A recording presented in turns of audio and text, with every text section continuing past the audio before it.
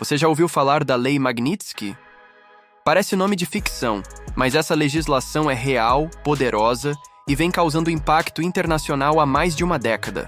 Ela nasceu de uma tragédia russa, mas se transformou em uma ferramenta global usada pelos Estados Unidos para punir poderosos envolvidos em corrupção e violações de direitos humanos. O nome vem de Sergei Magnitsky, um advogado russo que descobriu um gigantesco esquema de corrupção estatal na Rússia. Em vez de ser aplaudido por expor a verdade, ele foi preso pelas próprias autoridades que havia denunciado e morreu na cadeia em 2009, sob circunstâncias que apontam para a tortura. Esse episódio gerou indignação internacional, principalmente nos Estados Unidos, onde o investidor Bill Browder, ex-cliente de Magnitsky, pressionou o Congresso americano a reagir. O resultado foi a criação da Magnitsky Act, em 2012, inicialmente direcionada contra autoridades russas envolvidas na morte de Sergei. Mas o escopo da lei cresceu. Hoje ela se aplica a qualquer país do mundo. A Global Magnitsky Act, que surgiu como uma ampliação dessa legislação original, dá ao governo dos Estados Unidos o poder de congelar bens e negar vistos a indivíduos estrangeiros que estejam envolvidos em corrupção sistêmica ou abusos graves de direitos humanos. A lei se tornou uma espécie de espada diplomática, usada por Washington para atingir alvos específicos, sem precisar de guerras ou sanções generalizadas. Já foi aplicada contra figuras do alto escalão de países como China, Venezuela, Myanmar, Arábia Saudita, entre outros. Em 2018, por exemplo, o jornalista saudita Jamal Khashoggi foi brutalmente assassinado dentro de um consulado, e suspeitos ligados ao governo saudita foram sancionados com base nessa lei.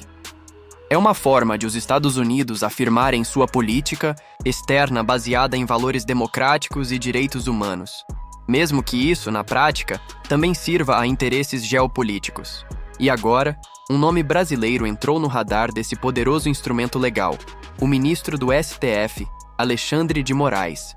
O que parecia impossível começou a ganhar força nos bastidores do Congresso dos Estados Unidos.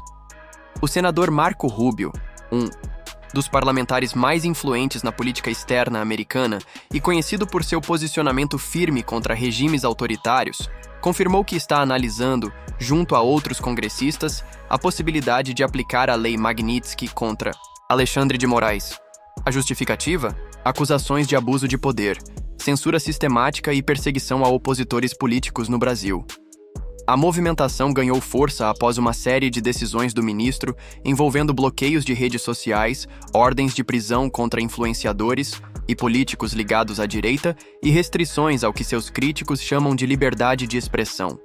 Rubio declarou publicamente que está observando de perto os desdobramentos no Brasil e que o país precisa respeitar os princípios democráticos. Essa atenção vinda do exterior transformou um conflito interno brasileiro em uma questão geopolítica, chamando a atenção da imprensa internacional. A denúncia mais grave no contexto da Lei Magnitsky é a alegação de que Moraes tem perseguido sistematicamente indivíduos por suas opiniões políticas, violando princípios universais como liberdade de expressão e devido processo legal.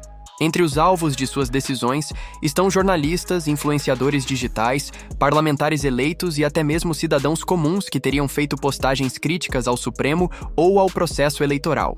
Um caso frequentemente citado por opositores é a prisão de Silveira, deputado federal cassado, e a posterior censura e perseguição a figuras ligadas ao ex-presidente Jair Bolsonaro, incluindo a apreensão de passaportes e ordens de prisão preventiva sem condenação transitada em julgado.